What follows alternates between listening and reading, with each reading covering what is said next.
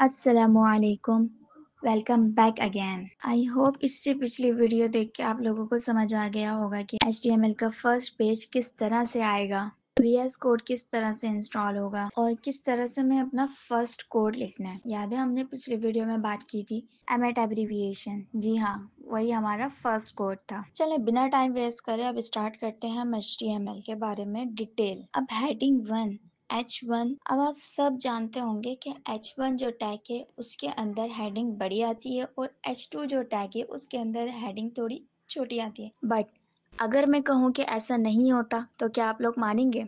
फिर वही बात आएगी, अगर आप HTML के फाउंडेशन एंड स्ट्रक्चर को अच्छी तरीके से जानते लोग मान लेते। तो बहुत सारे लोग मानते हैं कि ठीक है, H1 जो है वो बड़ी हेडिंग है और H2 जो है वो उससे थोड़ी छोटी हेडिंग है।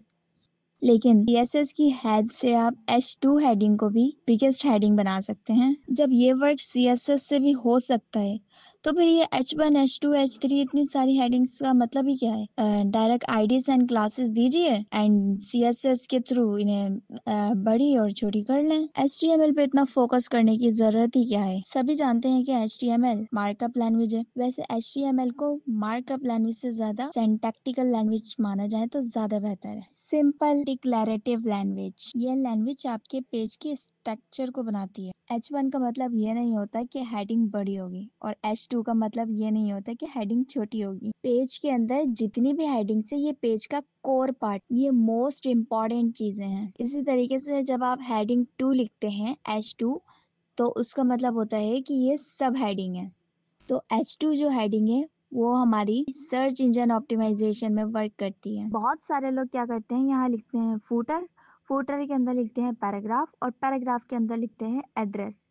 लिख सकते हैं उसके, और CSS के थ्रू भी ऐसा लिख सकते हैं। बट जो स्ट्रक्चर लैंग्वेज यानी HTML को अच्छे से जानते हैं वो सिंपली फूटर लिखते हैं, उसके बाद एड्रेस टैग के अंदर अपने सारे पैराग्राफ इंक्लूड कर देते हैं। तो गूगल को पता चल जाता है, गूगल आपके स्ट्रक्चर में से एड्रेस को लेता है और उसे लिस्ट कर देता है। HTML की आपको जितनी अच्छे से नॉलेज होगी तो आप स्मार्टली वर्क कर सकते हैं। तो इसके बाद अब आपको पता चल गया होगा कि H1 जो है वो बड़ी हेडिंग नहीं होती और H2 जो है वो छोटी हेडिंग नहीं होती। अब नेक्स्ट टाइम आपको कोई कहे कि H1 बड़ी और H2 छोटी होती है तो आपको पता होगा H1 एंड H2 का वर्क क्या है। हर एक टैग का एक इम्पोर्टेंस है और वो इम्पोर्टेंस ही आपके पेज का स्ट्रक्चर बनाता है।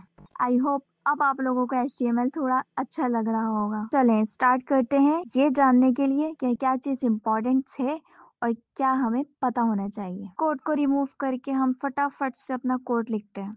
तो डॉक टाइप टैग, जी हाँ, डॉक टाइप टैग एक टैग ही है। तो ये ब्राउजर को बताती है कि ये जो डॉक्यूमेंट है वो HTML का है। तो इसके बाद लिखा है HTML, जी हाँ, HTML लैंग्वेज। हम कौन सी लैंग्वेज यूज कर रहे हैं? इंग्लिश, जो पूरे वर्ल्ड में चलती है। इसके बाद हम बात करेंगे हेड की। तो हेड के अंदर जो टैग्स हैं उन सबको रिमूव करते हैं। एक HTML का जो स्ट्रक्चर है वो इस तरह से होता है। HTML के दो चाइल्ड होते हैं, एक हेड एंड एक बॉडी। बॉडी के अंदर भी आप लोग और चाइल्ड्स ऐड कर सकते हैं और हेड के अंदर भी आप लोग और चाइल्ड्स ऐड कर सकते हैं। हेड के अंदर दे देते हैं हम टाइटल, तो यहाँ पे हम लिख देते हैं टाइटल एंड बॉडी के अंदर लिख देते हैं H1 और इसके अंदर लिख दिया हमने डेमो।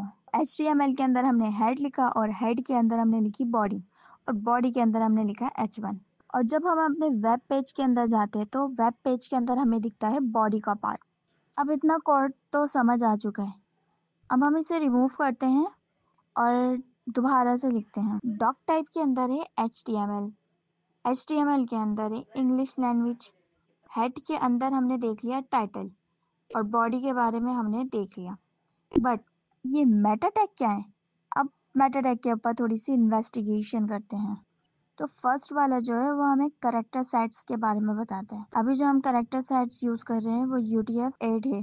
अब थर्ड वाले में यहाँ पे लिखा है name, view port and width. Means के जब ये पेज बाय डिफॉल्ट रेंडर हो तो टैबलेट पे कैसा दिखे, मोबाइल पे कैसा दिखे और लैपटॉप पे कैसा दिखे, तो ये इन सब के बारे में बताता है। तो H1 टैग है वो ओपन भी हो रहा है और क्लोज भी हो रहा है। हेड टैग है वो ओपन भी हो रहा है और क्लोज भी हो रहा है। टाइटल टैग ओपन भी हो रहा है, क्लोज भी हो रहा है। H1 लिखने के बाद कुछ भी लिखे और क्लोजिंग टैग को अगर मैं रिमूव कर दूं, उसके बाद भी अगर मैं लिखूं और कंट्रोल एस से सेव करूं और ब्राउजर पे देखूं, एरर अभी भी नहीं आएगा। बट ये ठीक नहीं है। वाई? क्योंकि जब आप रिएक्ट और कोई और प्रोग्रामिंग लैंग्वेज सीखेंगे तो वहाँ पे ये एरर देगा। एक टैग होता है BR टैग। BR टैग में लाइन ब्रेक होती है, इसका जो है क्लोजिंग टैग होता ही नहीं है। बट अगर आप ये रिएक्ट में लिखेंगे तो रिएक्ट में आपको ये एरर दे देगा। वाई? क्योंकि इसमें क्लोजिंग टैग तो है ही नहीं। तो रिएक्ट में हम इसे सेल्फ क्लोजिंग बनाते हैं, तो ये ज्यादा बेटर तरीका है। तो ये सारे हमारे एलिमेंट्स हैं, मतलब टैग। मर्जी आपकी जो आप बोलना चाहें। अब टैग्स के अंदर एट्रीब्यूट्स भी होते हैं, अब वो हम देखेंगे नेक्स्ट वीडियो में। Thanks for watching this tutorial and I will meet you next time.